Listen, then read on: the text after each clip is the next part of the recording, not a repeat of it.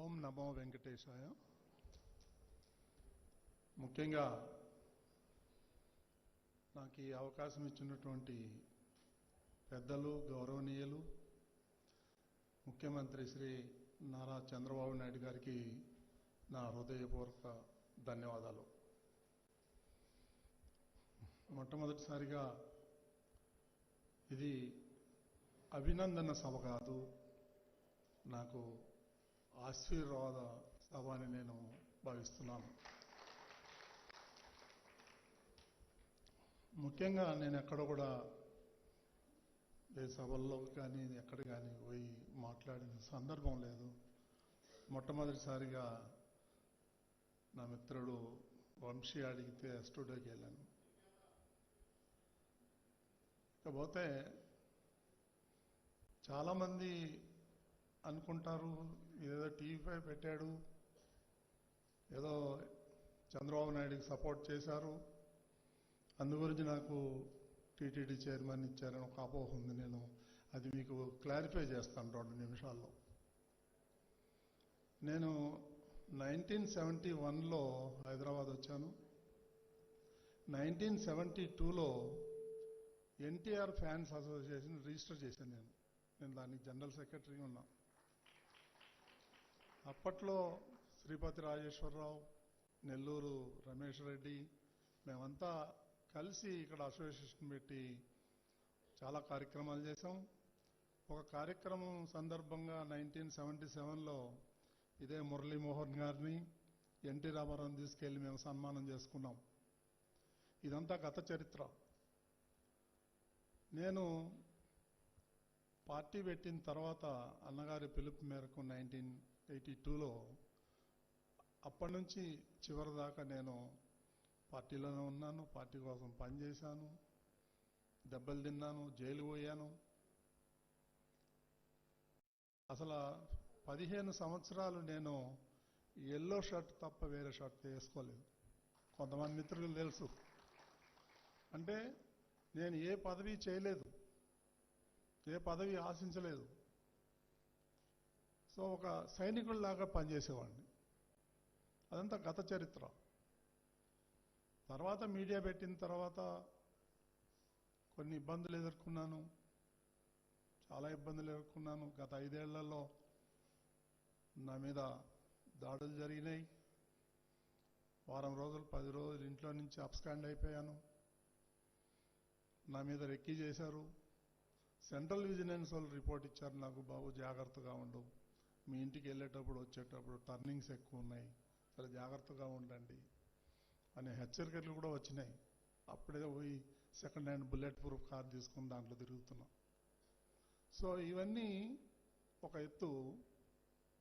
నేను 1.5 year క్రితం చంద్రబాబు నాయుడు గారు కలిశాను. నేను పోయి, అన్నా 42 ఏళ్ల నుంచి పనిచేస్తున్నాను పార్టీలో, ఇప్పటి వరకు నేనేం అడగలేదు. ఇప్పుడు నాకు అక్కడ పుట్టినోడిని కాబట్టి నాకు టీటీడీ చైర్మన్ చేయాలని ఉంది. అక్కడ అన్ని విషయాలు నాకు తెలుసు.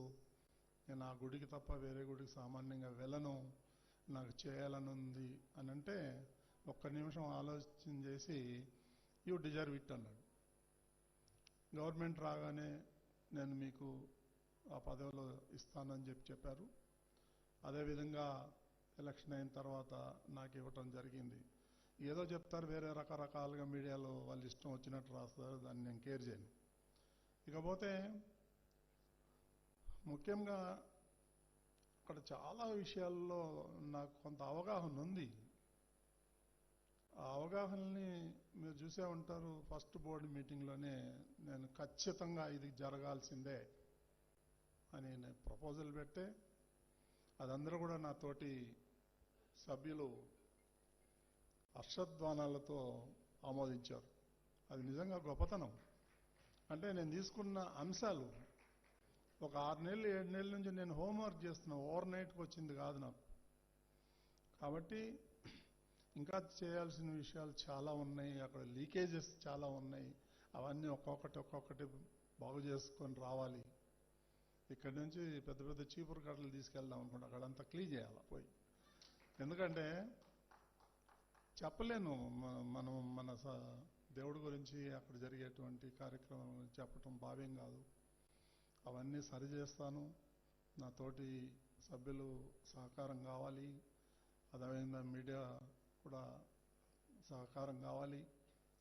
అన్నిటికన్నా మించిన భగవంతుడు నాకు ధైర్యం ఇచ్చాడు, ఇస్తాడు అని ఆశ ఉంది. నేను తప్పకుండా నా మార్క్ అనేది ఏంటో చూపిస్తాను నేను అలా. ఇకపోతే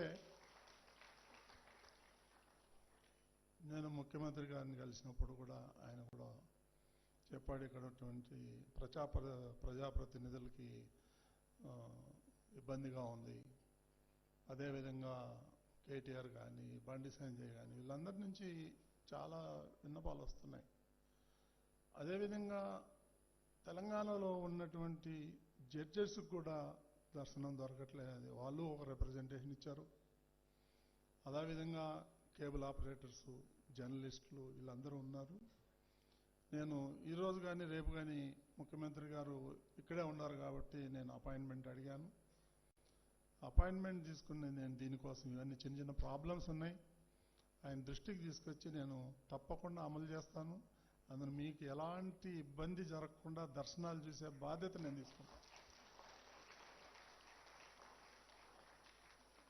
మీరు ఎప్పుడైనా నాకు ఫోన్ చేయొచ్చు, లేదంటే మాకు పిఏలు, సిపిఆర్ వాళ్ళు ఉంటారు, వాళ్ళ నెంబర్లు కూడా నేను షేర్ చేస్తాను.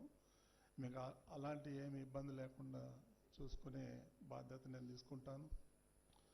ఇక ఏదన్నా నా వల్ల ఏమన్నా పొరపాట్లు ఏమన్నా జరిగి ఉంటే క్షమించమని అడుగుతాను దేవుణ్ణి. నాకు మనోధైర్యం ఇది, నేను గట్టిగా పోరాడతాను. ఏది తీసుకున్నా ఇందాక రవి చెప్పినట్టు నేను సామాన్యంగా ఏది టేకప్ చేయను. టేకప్ చేస్తే దాని అంతు చూస్తా, ఎవరికి భయపడను. మీకు అందరికీ తెలిసిన విషయం, చాలామంది సీనియర్ జర్నలిస్టులు ఉన్నారు ఇక్కడ. నేను అతి మొండివాడిని, నేను దేన్ని వదలను. నేను నిజాయితీగా ఉండా. మొన్న కూడా అధికారులతో సమావేశం పెట్టాను. నేను కొంచెం తేడాగాడిని, నాతో కొంచెం జాగ్రత్తగా ఉండండి మీరు, నేనే తప్పు చేయను, మీరు తప్పు చేస్తే మాత్రం వదిలిపెట్టనని. సో ఇప్పుడు కొంచెం సర్దుకుంటున్నారు అందరూ. ఓవర్ నైట్ అయ్యే పనులు కావు. ఒక్కొక్క డిపార్ట్మెంట్ పిలిచి దాన్ని క్లీన్ చేసే పనిలో ఉన్నాను. కాబట్టి మీరందరూ నాకు ఈ అవకాశం ఇచ్చినటువంటి పెద్దలందరికీ కూడా హృదయపూర్వక ధన్యవాదాలు.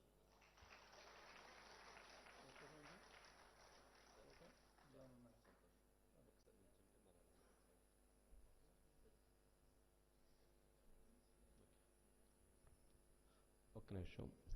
ఎవరైతే సన్మానానికి వచ్చినటువంటి వాళ్ళు గోల్డ్ స్టోన్ ప్రసాద్ గారు, తర్వాత మెడి కవర్ చైర్మన్ సుధిరెడ్డి గారు, ప్లీజ్ 1 by 1 ఒకసారి వచ్చి డయాస్ మీదకి వచ్చి కలిసి వెళ్ళవలసిందిగా కోరుతున్నాం. అదేవిధంగా ప్రభు సినిమా వైపు నుంచి ప్రభు అందరితో కూడా మాట్లాడుతున్నారు. ప్లీజ్. నడింపల్లి సీతారాం గారు దయచేసి వేదిక మీదకి రావాల్సిందిగా కోరుతున్నాం.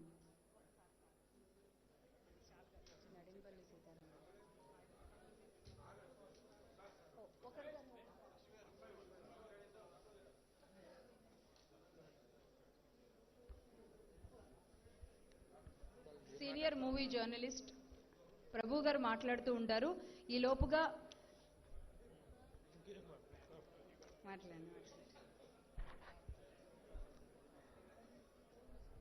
సభకు నమస్కారం. మన మీడియా మిత్రులకి వాళ్ళ సీనియారిటీ ప్రకారం రకరకాల రంగాల్లో రకరకాల అవకాశాలు వస్తుంటాయి. సెన్సార్ బోర్డు మెంబర్గా కానీ, రైల్వే బోర్డు కమిషన్, ఇట్లాంటి రకరకాల అవకాశాలు వస్తూ ఉంటాయి. కానీ పరమ పవిత్ర